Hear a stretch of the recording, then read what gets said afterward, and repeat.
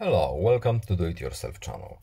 Today I will show you how to add clock widget to our home screen in Samsung Galaxy Z Fold5. To add any widget, we just have to tap and hold home screen, and here we have widgets menu. We are looking for clock widgets. We have 4 by default. There are different types of clocks. We can use this one, for example, add. Now we can access it directly right here.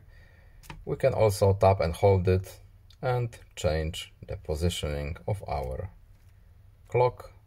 We can also change size if we need to, and just tap off the widget. And that's it. I hope this video was helpful to you. Please leave a like and subscribe. Have a nice day and see you in the next video. Goodbye.